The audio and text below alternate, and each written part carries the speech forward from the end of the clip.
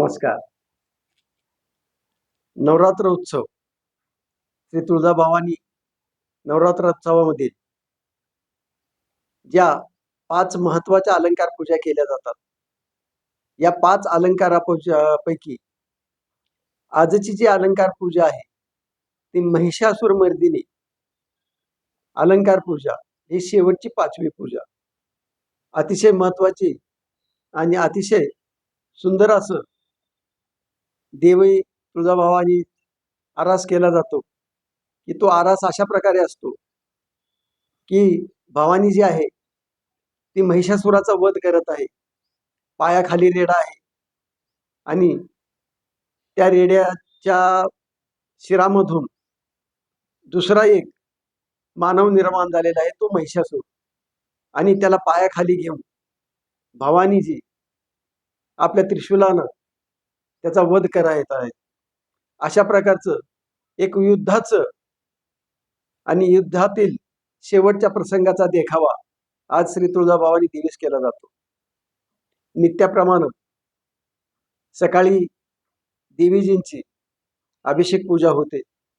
अभिषेक पूजा संपल्यानंतर देवीजींना वस्त्र अलंकार घातली जातात व एकंदर देखावा जो आहे तो महिषासुरमर्दिनीचा तो भवानी देवीस मानला जातो किंवा केला जातो. आपण अनेक वेळा ऐकतो पाहतो व वेळोवेळी ऐकलेही आहे की महिषासूर महिषासूर महिषासूर महिषासुराचा वध देवीने केला. आपण नेमकं आज जाणून घेऊया हा महिषासूर नेमका कोण आहे, त्याचा जन्म कसा झाला आणि तो कोण होता आणि भवानी देवीनं त्याचा वध का केला. बऱ्याच अंशी ही कथा आपण ऐकलेली आहे, परंतु आज महिषासूर म्हणजे नेमकं काय हे जाणून घेऊया. रंभा आणि करंभा नावाचे 2 बंधू होते आणि या दोन्ही बंधूंना, या दोन्ही असुरांना पुत्र नव्हता. त्यांना एक खंत होती की आपला हा जो असुर कुळ आहे, जे आपलं जे असुर कुळ आहे हे आपल्याला पुत्र नसल्यामुळं हे पुढं चालणार कसं. कारण वंशाला कोणीतरी वंश पुढं चालवण्यासाठी पुत्र दिवा असला पाहिजे. मग त्यामुळं या रंभा आणि करंबांनी विचार केला की आपल्याला पुत्र होण्यासाठी आपल्याला एक मोठी घोर अशी तपस्या केली पाहिजे. मग या तपस्येतून आपण जी प्रसन्न होणारी देवता आहे या देवतेला आपण पुत्र मागूया आणि तो पुत्र प्राप्त करून घेऊया. याप्रमाणे रंभा आणि करंबाने ठरवलं की आपण ब्रह्माजीची आराधना करायची आणि आराधना अशी करायची की अतिशय घोर अशी आराधना करायची. आणि करंबानं सांगितलं की रंभा तू जलामध्ये मग ते पाण्यामध्ये राहून ब्रह्माजीची आराधना करायची आणि मी अग्नीमध्ये बसून ब्रह्माजीची आराधना करायची, भक्ती करायची आणि ब्रह्माजींना आपण प्रसन्न करून घ्यायचं आणि ब्रह्माजींकडून पुत्र प्राप्तीचा वर घ्यायचा. मग त्याप्रमाणे रंभानं जलामध्ये भक्ती आराधना चालू केली, तपस्या चालू केली आणि करंबानं जंगलामध्ये अग्नीमध्ये बसून पूजा आराधना व तपस्या चालू केली. आणि या दोघांनीही अशी कठोर तपस्या चालू केल्यानंतर हे वृत्त जे आहे ते इंद्रदेवाला समजलं की 2 असुरांनी आपल्या कुलवृद्धीसाठी ब्रह्माजींची घोर अशी तपस्या चालू केलेली आहे. त्यावेळी त्यांनी पुढील देवी देवतांवरती भक्तांवरती जे येणारं मोठं संकट आहे आणि या रंभा आणि करंबांना जर पुत्र झाला तर ते असुर कुळाचे असल्यामुळं नक्कीच देवी देवतांवरती आणि भक्तांवरती एक मोठं संकट ओढावू शकतं. त्यामुळं यांना इथंच आताच संपवलेलं बरं या विचारानं ब्रह्माजींनी वर देण्यापूर्वी इंद्रदेवानी या दोघांनाही संपवण्याचा एक प्रकारे म्हणजे ज्या ठिकाणी हे दोघंही तपस्या करत बसलेले आहेत त्याच ठिकाणी यांना संपवण्याचा मार्ग अवलंबला आणि ठरल्याप्रमाणे इंद्रदेवानी आपल्या एका देवतेस जलामध्ये रंभाचा वध करण्यासाठी मगरीचं रूप घेऊन पाठवलं. त्याप्रमाणे ती देवता जलामध्ये मगरीचा अवतार घेऊन रंभाचा वध केला आणि दुसऱ्या एका देवतेस करंबाचा वध करण्यासाठी जंगलामध्ये पाठवलं. परंतु करंबा अतिशय कठोर अशी अग्नीमध्ये परीक्षा म्हणजे तपस्या करत असल्यामुळं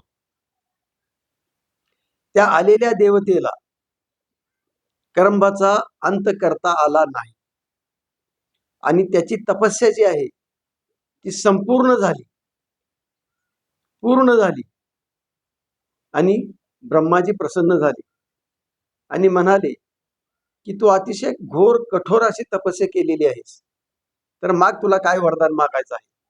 त्याप्रमाणे करंबानं सांगितलं की आमचा असुर वंश चालण्यासाठी मला पुत्र नाही, तेव्हा मला पुत्र प्राप्ती होण्यासाठी वर द्या. त्याप्रमाणे ब्रह्माजीने करंबाला पुत्रप्राप्तीचा वर दिला आणि सांगितलं की तू आता इथून जाताना ज्याही स्त्रीवरती तुझी नजर पडेल तिच्या पोटी तुला पुत्र प्राप्त होईल. याप्रमाणे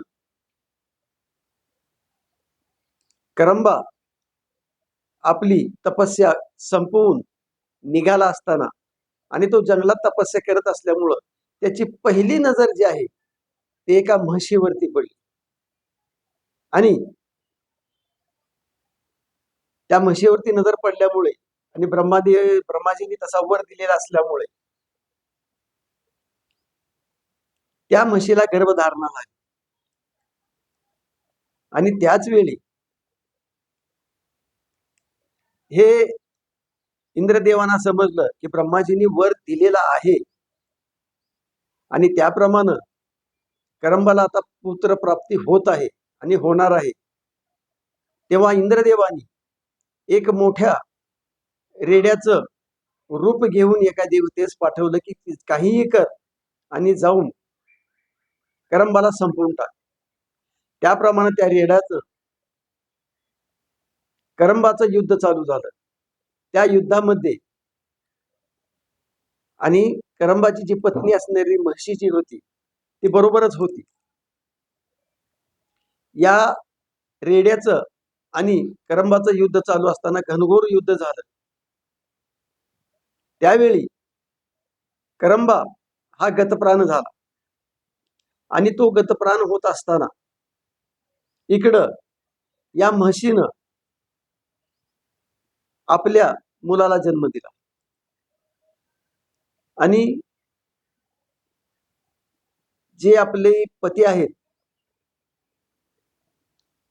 या पतीचं जो देह आहे याचा अंतिम संस्कार करण्यासाठी चिता वगैरे रचली गेली आणि जो रेडा आलेला होता त्या रेड्याला त्या म्हशीच्या सहकार्याने त्यालाही संपवून टाकलं. मग अशा प्रकारे या म्हशीच्या उदरातून जो पुत्र जन्मला तो पुत्र म्हणजे पुढे चालून महिषासूर झाला. परंतु त्याच वेळी त्या म्हशीने सांगितलं की ज्यावेळी माझं रक्षण करणारा पतीच उरलेला नाही तर आता माझं कर्तव्य आहे की माझ्या पती बरोबर मी सती गेलं पाहिजे. त्याप्रमाणे ती सती जाऊ लागली. सती जात असताना दुसरा एक पुत्र निर्माण झाला, तो म्हणजे रक्तबीज. महिषासूर आणि रक्तबीज असे दोन जे पुत्र आहेत यापैकी महिषासुरानं आपल्या रक्तबीजात सांगितलं की आपला कुल जो आहे, आपला असुर कुळ जे आहे ते वाढवण्यासाठी आपल्याला आणि आपल्यामध्ये एक मोठी अशी शक्ती की जी आपल्याला कुणीही पराजित करू शकणार नाही, अशी आपल्याला ती शक्ती मिळवायची आहे.